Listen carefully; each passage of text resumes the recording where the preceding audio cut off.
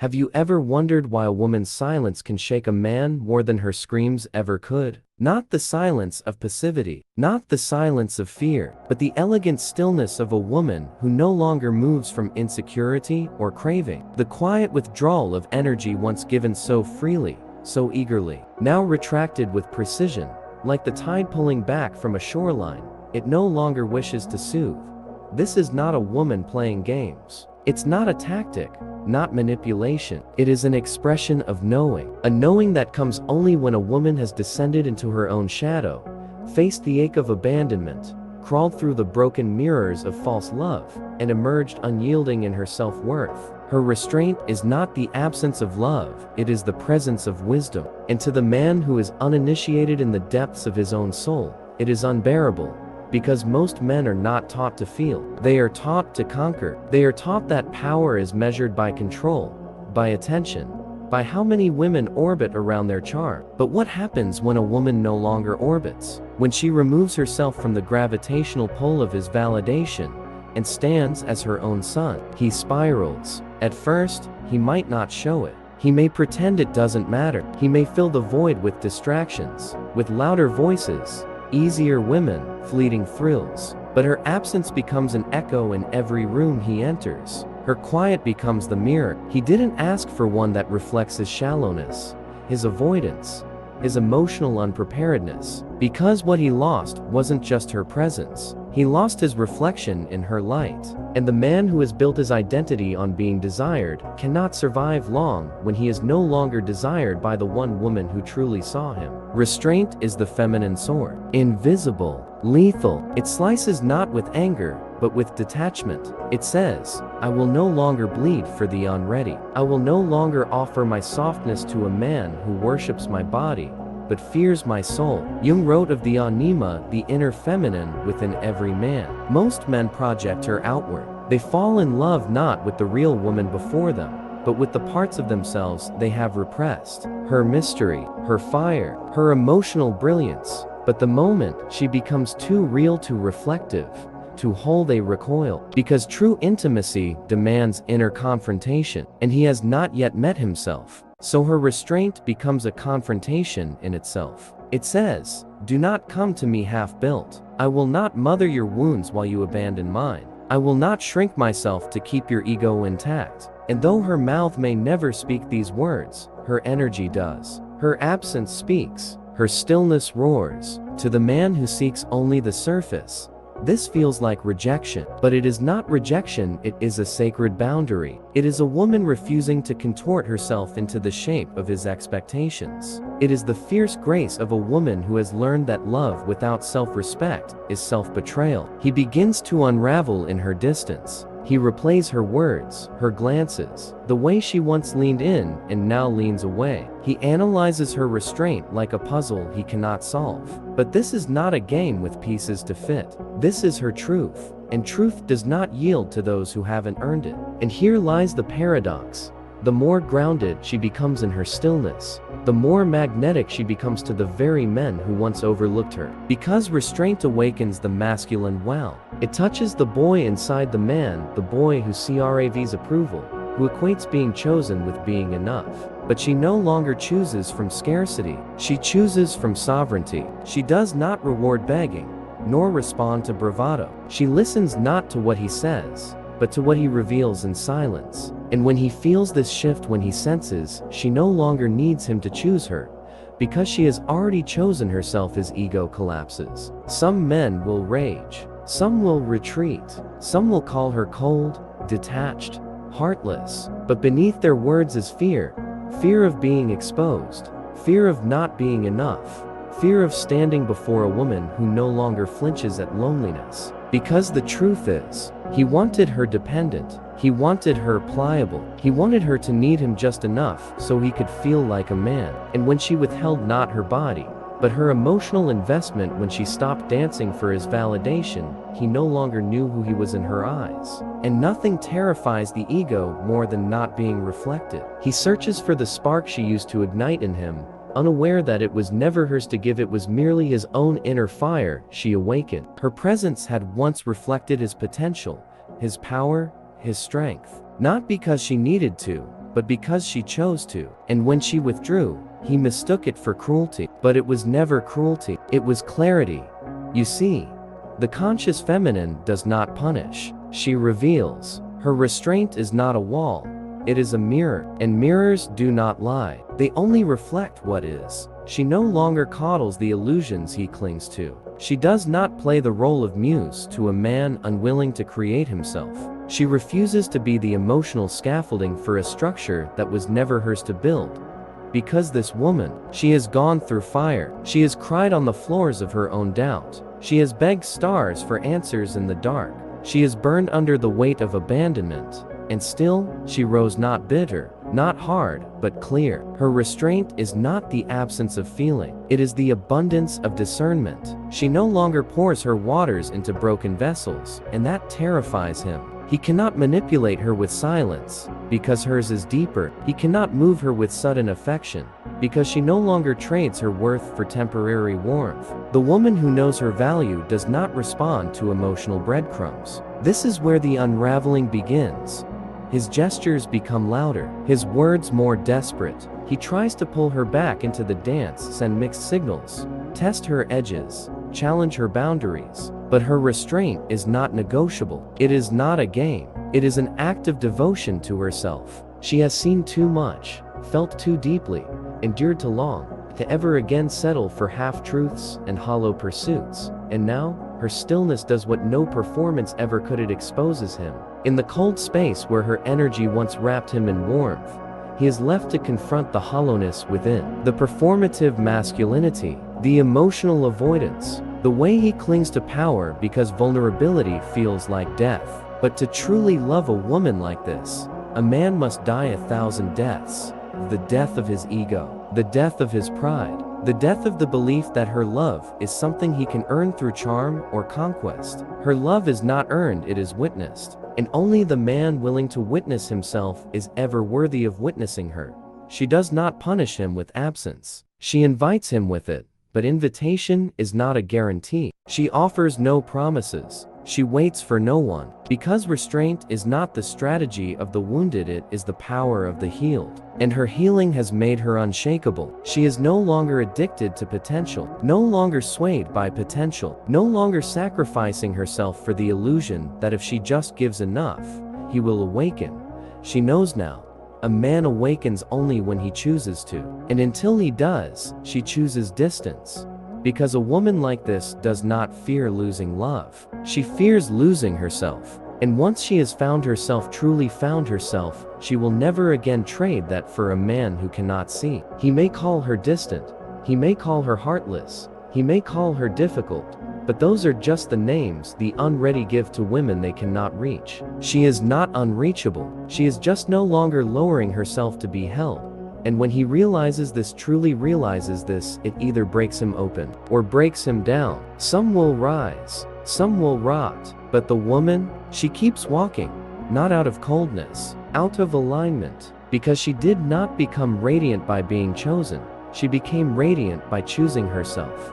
And nothing shakes the foundations of a man more than the woman who no longer needs to be saved, seduced, or seen to know her own worth. She is his undoing, not because she punishes him, but because she exposes what he fears most. That his power only ever existed in her permission to give it attention. And now, she's no longer looking. In the silent withdrawal of her presence, something ancient stirs in him, a primal sense of loss he cannot quite explain. It is not merely about her. It is not even about the relationship, or the ending, or the unanswered messages. It is deeper. It is ancestral. It is the ache of centuries of men raised to believe that dominance is intimacy, that possession is love, that attention is affection. And suddenly, without her gaze to reflect him, he sees nothing, because she had become his mirror. And now, with her restraint, he is left only with himself, unfiltered, unadmired, unchosen. It is in this hollow silence that the real work begins, if he dares to enter it. Jung once said, "People will do anything, no matter how absurd, to avoid facing their own souls." And so many men, in the absence of her attention, will try everything else first. He may chase new bodies, searching for her reflection in foreign curves and temporary warmth. He may distract himself with work, Power, achievement, trying to feel full through things that cannot love him back. He may even convince himself she was never that important, that she wasn't the one, that she asked too much. But the soul knows. The soul knows when it has encountered something real. The soul knows when it has stood before a woman who vibrated with truth, with mystery, with a kind of unshakable wholeness that could not be bought, borrowed, or broken. And he feels that absence like a wound. Because deep down, what broke him was not her leaving it was her choosing herself over his potential. It was her decision to walk away from what could be and honor what was it was the mirror saying, "You must meet me as your whole self, or not at all." For a woman like her, restraint is sacred. It is not a weapon of manipulation. It is the space in which truth reveals itself. It is the echo chamber of her standards. She does not need to scream, threaten, or explain. She simply steps back, and the unworthy fall away. Her restraint invites only the man who can remain present without being fed. The one who does not see her silence as rejection, but as reflection of where he has yet to grow. And few men have the courage for that reflection. But those who do, transform. They stop performing. They stop proving. They stop pretending. They begin to feel. The mask slips. The armor softens. The man begins to meet his own anima, the inner feminine he once projected onto her. And in that meeting, something remarkable happens. He realizes that what he truly longed for was not her approval, but the ability to stand beside her as an equal, not in dominance, not in control, but in presence. To be seen, not for what he achieves or performs, but for what he truly is. But the road to that place is brutal. It requires collapse. It demands humility. It insists on shadow work. He must face the parts of himself he once outsourced to her, the longing to be mothered, the craving for approval, the avoidance of accountability, the fear of emotional exposure. And one by one, these illusions begin to burn in the fire of her absence. This is why her restraint is so dangerous. Because it is alchemical. It turns illusion into ash. It exposes the inner boy masquerading as a man. And it says, "I will not raise you. I will not chase you. I will not explain to you the value of what you've already lost." The truth is, she was always an invitation, not to possession, not to domination, but to awakening. She was not just a woman, she was a threshold. And in choosing restraint, she becomes the gate he either walks through or runs from. The immature man runs, searching for women who will praise his fragments and ignore his fears. The conscious man steps forward, even trembling, and begins to dissolve everything that is false, not for her, but for himself. Because somewhere in the silence she left behind, he begins to remember. A woman like her did not withhold love. She withheld compromise. And it is only in the absence of compromise that true intimacy is born. Not the kind built on dependence or duty, but the kind that grows only when two sovereign beings meet, not in need, but in truth. And now the question becomes, will he meet her there, or will her restraint remain the moment his ego could not survive? To meet her there where no words are left, where ego has nothing to perform, where power games disintegrate, is to be stripped bare. And most men were never taught how to stand without their masks. They were taught to seduce, not to feel. They were taught to pursue, to reflect. They were taught to dominate, not to dissolve. But she, this woman of restraint, asks only for the real, not the curated, not the inflated. Not the man he thinks she wants, but the man he buried long ago beneath expectations and applause. Her silence speaks in ways his bravado never will. It calls forth the wild in him, the part that knows who he is when no one is watching, the part that doesn't chase love like a prize, but honors it as a sacred fire. And so the man who rises to meet her is not the loud one. He is not the charming one. He is not the man who knows all the right things to say. He is the man who has come undone. He walks toward her, not as a savior, but as a mirror of his own. He comes not to possess her, but to honor what her restraint revealed in him. He does not apologize with flowers, but with presence. He does not beg to be chosen, because he has already chosen himself. She feels it. She knows the difference between a man who wants to be loved, and one who has learned how to love, not just her, but life. Silence. Solitude. He is no longer terrified of what her stillness reflects, because now, he has become still. Still enough to hear what his ego once drowned out. Still enough to see what his eyes once looked away from. Still enough to feel the ache of not being chosen, and realize it wasn't rejection, but initiation. Jung taught that the path of individuation requires death, not of the body, but of the persona. The man she once withheld from the one who relied on seduction and spectacle is gone. In his place stands someone quieter, not broken, but emptied. Emptied of arrogance, emptied of illusion, emptied of the desperate need to be worshipped. He does not come to her as a hero. He comes to her as a man who has made peace with his shadows. And here, the feminine rises, not because he demanded it, but because she recognizes in him the thing she had always waited for: not perfection, not dominance, but honesty. The man who now stands before her is the man she once believed could exist, not the version she had to fix or nurture into becoming, but the one who walked the fire on his own. And now, he does not flinch when she looks at him. He does not retreat when she goes quiet.